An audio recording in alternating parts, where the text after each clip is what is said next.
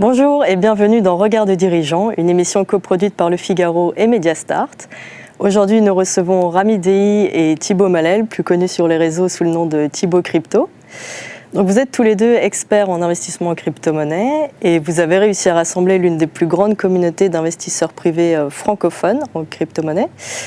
Vous vous êtes lancé en fait en 2016, donc à une époque où c'était le sujet était relativement peu évoqué dans les médias.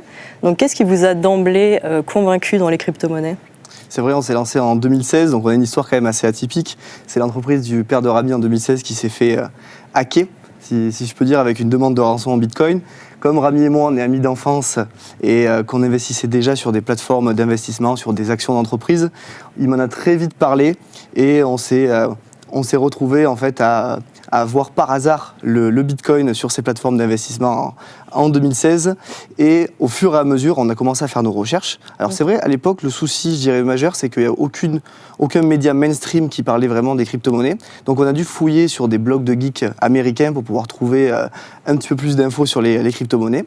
Et au fur et à mesure, on a vu toutes les possibilités avec le Bitcoin qu'il pouvait y avoir derrière et qu'il y avait vraiment des opportunités énorme et que c'était une technologie qui était vraiment formidable. Et le problème qu'on a remarqué de suite, c'est que en France, c'était une technologie qui n'était pas du tout maîtrisée, alors que dans d'autres régions du monde, ça était déjà très bien maîtrisé avec beaucoup d'avance. C'est comme ça que ça a commencé pour Rami et moi.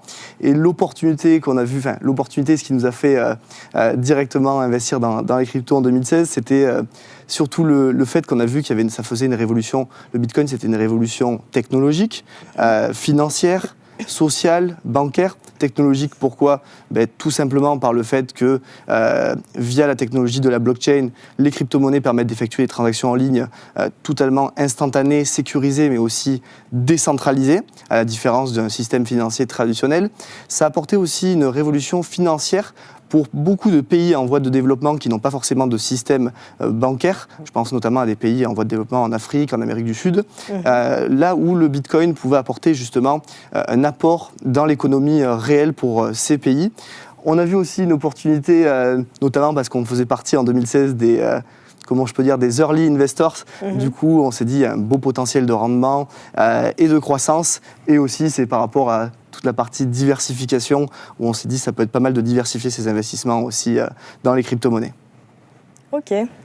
Et justement, en parlant de rendement, cette année 2023, c'est une année particulièrement intéressante pour les cryptos, puisqu'il y a eu une belle reprise là en fin d'année. Un an quasiment après l'effondrement de la bourse FTX. Donc vous, comment est-ce que vous avez abordé cette année 2023 ? Alors c'est vrai que l'effondrement de FTX, on aurait pu penser qu'il y a un impact assez négatif sur les crypto-monnaies, mais au contraire, en fait, ça a permis d'affirmer vraiment le Bitcoin et les crypto-monnaies, parce qu'elles ont su survivre. Ça a été quand même pas si mal, parce que ça a pu permettre, si je peux dire, une piqûre de rappel pour les investisseurs. Le but étant de rappeler que les crypto-monnaies, ce sont quand même des investissements à risque et qu'il faut diversifier ces investissements. Mais malgré toutes les régulations qui ont pu être mises en place depuis l'effondrement de FTX, on peut voir clairement que les investisseurs aujourd'hui sont au rendez-vous et ça fait plaisir. Sur l'année 2023, s'il y a quelque chose vraiment à dire, c'est qu'il y a de plus en plus de projets en crypto-monnaie qui sont en train de se créer, donc laissant place à vraiment plusieurs acteurs dans les crypto-actifs et ça c'est vraiment incroyable. Sur 2023, maintenant pour parler un peu plus de la communauté, on a remarqué avec Rami qu'il y avait une vraie demande de la communauté pour se former et apprendre.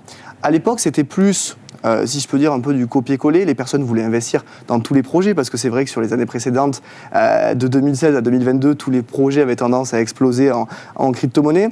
Alors que là, avec 2023, les personnes de la communauté ont plutôt voulu se cibler sur des projets durables, si je peux dire, et éviter un petit peu des projets qui dans lesquels on n'a pas forcément confiance derrière. Donc on a vraiment senti un besoin d'autonomie financière d'autonomie, d'indépendance financière par rapport à notre communauté et surtout on a pu sentir que les personnes voulaient aussi investir dans des investissements alternatifs par rapport à ce qui s'est passé avec FTX, par rapport du coup, comme exemple, il y a les NFT, l'intelligence artificielle, le Web3, l'IA. Voilà, toutes les personnes ont voulu petit à petit se former pour apprendre de plus en plus et être indépendants. Ouais. Et pour rebondir un peu aussi sur l'actualité, parce que vous parliez de l'effondrement de FTX, tout récemment, donc l'ex-PDG, le fondateur donc de FTX, a été jugé donc coupable de tous ces chefs d'accusation. C'est important de rappeler quand même que FTX était la deuxième plus grosse plateforme d'échange de crypto-monnaies au monde, juste derrière Binance. Et justement aussi, Binance a annoncé juste hier, donc, via un communiqué, que le créateur, donc vraiment la personne qui a créé Binance, le PDG, a dû quitter l'entreprise et doit plaider coupable pour blanchiment d'argent devant les tribunaux américains. Donc ce qui est intéressant de voir par rapport à 2023, si c'était il y a un an, je peux vous assurer que vraiment toutes les cryptos auraient chuté. Et ce qui m'a vraiment étonné, c'est qu'on peut voir que le marché est beaucoup plus mature maintenant, car il y a eu une légère correction et on peut voir que maintenant les investisseurs sont habitués. Justement, en parlant un peu de cette évolution du marché, en Europe, il y a l'UE qui a adopté la loi MiCA, donc qui justement apporte plus de transparence sur le marché et justement viendra en fait engager la responsabilité des intermédiaires en cas de perte de cryptoactifs. Ouais. Donc vous, de votre côté, qu'est-ce que vous pensez de l'adoption de cette loi ? Est-ce que vous pensez qu'elle viendra un peu éroder l'essence même des cryptos qui se veulent être un actif dérégulé ? Ou est-ce que justement ça va apporter un peu plus ce cadre réglementaire qui jusqu'ici faisait défaut aux yeux de certains ? Ce qu'il faut comprendre, je pense, pour revenir sur la base en crypto, c'est qu'on a besoin de ces phases d'adoption massive pour permettre aux investisseurs institutionnels, les multinationales, les gouvernements, d'investir dans les crypto-monnaies et essentiellement, du coup, créer vraiment un potentiel de croissance énorme. Donc c'est tout à fait normal qu'il y ait des régulations, des lois, ça fait partie de l'adoption massive. Ensuite, je pense que c'est aussi normal parce que tout à l'heure on parlait de FTX, pour rebondir là-dessus, c'est tout à fait normal qu'il y ait des projets qui disparaissent au fur et à mesure, ça fait partie de l'adoption.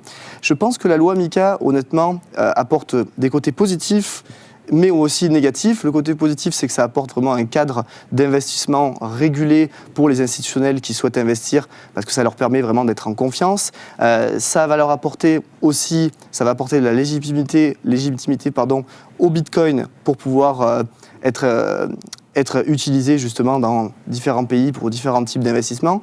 Et surtout, la loi MiCA, ça va apporter derrière une vraie adoption mainstream, si je peux dire. Ça, c'est vraiment le côté positif qu'on peut remarquer avec la loi MiCA. Par contre, il y a quand même des côtés négatifs, notamment avec la surrégulation et la surréglementation. Ça, c'est quelque chose dont on a peur et on en parle souvent à notre communauté autour de nous. Il ne faut pas que cette loi entraîne d'autres lois qui viendraient surréguler le marché des cryptos, parce que du coup, on perdrait en compétitivité par rapport à d'autres pays ou d'autres continents, et surtout, on perdrait en croissance, et ça c'est vraiment important de le souligner. Et aussi, le moteur de l'innovation aujourd'hui, il faut savoir que c'est les startups, les nouvelles entreprises qui se lancent dans la crypto-monnaie, c'est eux qui permettent vraiment que ça avance, que ça évolue. Et si la loi MiCA passe, il va y avoir un vrai besoin de conformité. Et aujourd'hui, être conforme en crypto-monnaie peut coûter très cher. Donc, ça peut venir freiner l'adoption. Et il ne faut surtout pas oublier que la philosophie de la crypto-monnaie, aujourd'hui, c'est la décentralisation. Donc, via les différentes lois, on revient sur un système traditionnel centralisé, si je peux dire. Ok, intéressant. Et sinon, en fait, de manière globale, à travers toutes vos sociétés et toutes vos activités, vous aidez surtout les investisseurs à se lancer dans les crypto-monnaies, notamment via investisseurcrypto.fr. Donc, si aujourd'hui un de ces investisseurs venait vous confier 5 000 €, dans quelle crypto-monnaie les investiriez-vous ? Je pense que ce qu'il faut souligner ici, c'est déjà il faut connaître le profil de l'investisseur. Parce que chaque personne a un profil différent. Un capital différent, bon, ici par exemple 5 000 €. Le marché peut être aussi différent d'une semaine à une autre, mais surtout, chaque personne voudra investir différemment, une appétence au risque différente, et surtout peut-être sur une durée différente. Donc on va dire que c'est vraiment du sur-mesure aujourd'hui, parce qu'il y a des personnes qui voudront prendre beaucoup de risques sur du court terme, ou pas beaucoup de risques sur du long terme, donc ça c'est quelque chose déjà à prendre en considération. Ensuite, la règle en crypto, si aujourd'hui on veut être rentable, c'est honnêtement la diversification. Tout se joue sur la diversification. Il ne faut pas avoir trop de crypto-monnaies et être trop diversifié parce que du coup, on aura un portefeuille qui ne sera pas assez dynamique, si je peux appeler ça comme ça.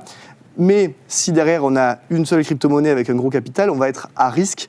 On sera dynamique mais à risque, donc il faut avoir une bonne diversification qui amène le dynamisme et la sécurité. Maintenant, Pour rester quand même de manière générale, je dirais qu'il faut quand même investir majoritairement dans l'Ethereum et le Bitcoin. Ce sont les deux premières crypto-monnaies. Ça apporte de la stabilité, de la confiance aussi. Ça sera en premier lieu. En deuxième lieu, bien sûr, ça peut être sur les altcoins du top 20. Les altcoins, ce sont toutes les autres crypto-monnaies qui ne sont pas le Bitcoin.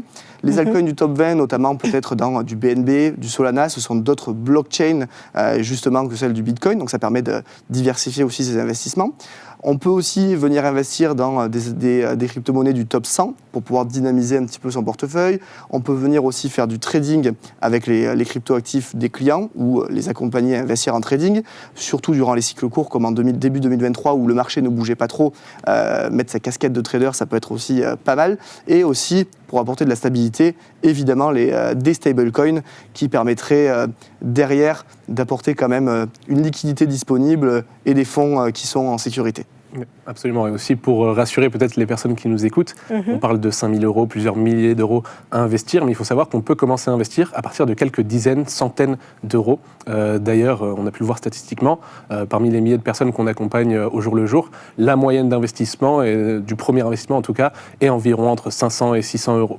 Et autre règle très importante aussi, qu'on aime bien rappeler, c'est que vraiment il faut investir de l'argent qu'on est prêt à risquer, qu'on est prêt à perdre pour être détaché émotionnellement du marché, et également de l'argent dont on n'a pas besoin pour vivre. C'est vraiment les bases. Ok, en parlant justement du champ des possibles, donc en termes d'investissement, 2023 a été, il y a un moment phare qui vient clôturer cette année, donc c'est l'annonce faite par BlackRock, donc le plus gros gestionnaire d'actifs au monde, de l'éventuel lancement sur les marchés de son ETF Bitcoin, qui, si elle est acceptée, générera des milliards d'argent institutionnels sur le marché. Donc, qu'est-ce que vous pensez de cette proposition ? C'est sûr que BlackRock a eu un réel impact sur la fin d'année, on peut le dire, sur le marché des cryptos. C'est ça qui a même propulsé le Bitcoin au-delà de 35 000 $ sur les derniers mois. Je pense qu'il y a un côté, encore une fois, c'est un peu comme la loi MiCA, il y a toujours dans les innovations, de toute façon, un côté positif et négatif. Le côté positif, c'est que ça apporte, comme la loi MiCA d'ailleurs, de la légitimité, de la confiance, une adoption mainstream. Mais ici, ça va aussi apporter une accessibilité accrue parce que... c'est vrai que c'est difficile des fois, et c'est un peu le frein de l'adoption, d'investir en crypto, alors que là, via un ETF, ça permettrait aux institutionnels, aux particuliers d'investir beaucoup plus facilement. Ça, c'est 2 points positifs selon moi. Et le troisième, bien sûr, c'est que ça apporterait des flux de capitaux, donc ça permettrait de la croissance, de la stabilité et de la liquidité sur le marché. Donc ça, c'est les côtés positifs à la rentrée de BlackRock, justement, avec son ETF. Mais il y a quand même aussi, comme la loi MiCA, des côtés négatifs derrière, qui sont notamment le fait qu'il peut y avoir de la manipulation de marché derrière, s'il y a un acteur qui est derrière tout ça. Ensuite, ça peut aussi, je pense, apporter un côté... une philosophie différente, parce qu'il ne faut pas oublier que de base, les crypto-monnaies ont été créées par le peuple, si je peux dire, et pour le peuple, et surtout pour avoir un système alternatif à notre système financier traditionnel. Donc là, en fait, on remettra en cause la philosophie et on reviendrait sur un système centralisé, comme je pouvais le dire aussi tout à l'heure. Parfait, merci. En tout cas, merci Rami Dehi et merci Thibaut Malel, donc Thibaut Crypto, de nous avoir parlé des investissements en crypto-monnaie et aussi de nous avoir du coup présenté investisseurcrypto.fr. Et merci à vous de nous avoir suivis dans cette émission que vous pouvez retrouver sur lefigaro.fr. Et si vous aussi vous voulez participer à l'émission, vous pouvez contacter directement Mediastart en suivant les coordonnées en fin d'émission. Merci beaucoup. Super.